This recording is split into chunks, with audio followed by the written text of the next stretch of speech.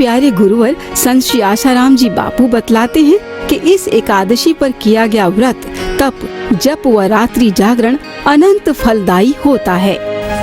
भगवान कृष्ण युधिष्ठिर को कहते हैं कि युधिष्ठिर, ये सफला एकादशी के विषय में तुमने पूछा है तो ध्यान देकर सुन। चंपावती नगरी का राजा, उसके 5 पुत्र थे। उस 5 पुत्रों में बड़ा पुत्र, ज्येष्ठ पुत्र, बड़ा दुष्ट स्वभाव का था। राजपुत्र होने के कारण लोग बोलते नहीं थे, फिर भी उसके कुकर्मों से राजा दुखी था। उसके 4 भाई भी दुखी थे। एक दिन राजा ने अपने 4 पुत्रों से सलाह करके उस बड़े कुकर्मी को राज्य से बाहर निकाल दिया। भटकता भटकता राज्य के जंगलों में एक पुराना पीपल का वृक्ष था। ये अधम स्वभाव का ज्येष्ठ पुत्र भी पीपल के वृक्ष के नीचे पड़ा रहता। कहीं यात्री कुछ देव मानकर कुछ रखते वहां से खा लेता, नहीं तो जंगल में कोई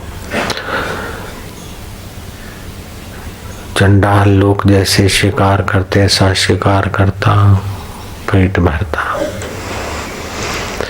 युधिष्ठिर, उसके कोई संचित पुण्यों का उदय हुआ और पौष मास की कृष्ण पक्ष की सफला एकादशी का दिवस, दसम की रात को उसे कुछ फल फूल न था खाने को, ऐसे ही सो गया तो ठंड में ठुठर गया। अनजाने में उसकी एकादशी सुबह 12-1 बजे तक कोई ठुठरता पड़ा रहा, चलने की शक्ति नहीं।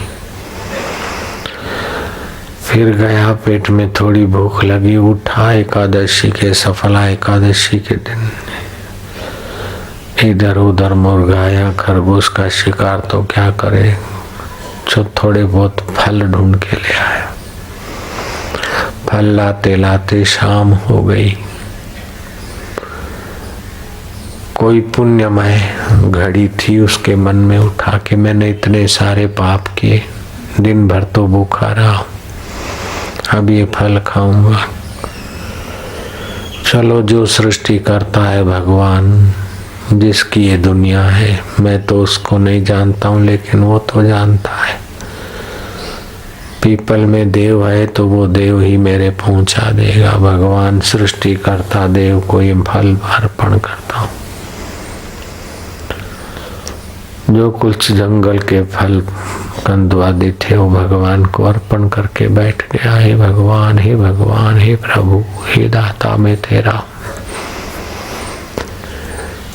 मैं जैसा तैसा हूँ, तेरा हूँ, मैं तेरे शरण हूँ, मैं तेरा हूँ। ऐसे करते करते भूख के कारण रात को तो नींद भी नहीं आई, थोड़ा बहुत जागरण भी हो गया। हृदय आकाश में बैठे हुए श्री हरि उस पर प्रसन्न हुए। युधिष्ठिर, चित्त में आकाशवाणी हुई कि तेरा एकादशी का व्रत, निराहार एकादशी का व्रत स्वीकार हो गया है। तेरी प्रार्थना स्वीकार हो गई, तुझे राज्य मिलेगा और भगवत भक्ति तेरे लिए सुलभ हो जाएगी।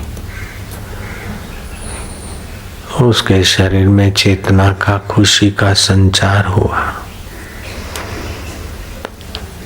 वो जैसे आया था वैसे ही अपने राज्य की ओर लौटा। पिता ने, भाइयों ने उसके पुण्य प्रभाव से मन बदला और उसको राज्य में प्रवेश मिला। अच्छी तरह से वो रहा और 15 साल तक राज्यभार उसने संभाला। 15 वर्ष राज्य सुख भोगने के बाद भक्ति के प्रभाव से उसकी बुद्धि में सत्वृत्ति उत्पन्न हुई। मुझे इस राज्य वैभव सुख से क्या मिलेगा। अपने पुत्र को, पिता तो स्वर्गवास हो गए थे, भाइयों को अपनी अपनी रियासत थी, इसके हिस्से जो राज्य था अपने पुत्र को, और पवित्र स्वभाव में, पवित्र निष्ठा में रहने वाले कर्मचारी और मंत्रियों को बुलाकर ज्येष्ठ ने अपना राज्यभार उनके हवाले सौंप दिया और एकांत अरण्य में गया। कहाँ तो वो कामी, क्रोधी, लुटेरा, चोर, चकार, व्यभिचारी, और कहाँ पौष मास की कृष्ण पक्ष की सफला एकादशी का अनजाने में व्रत, उसकी सुमति जागृत हुई और बल दे दिया। चंपावती नगरी का वो युवराज भगवत नगरी का अधिकारी हो गया। भगवत ज्ञान, भगवत ध्यान, भगवत दृष्टि उसे प्राप्त।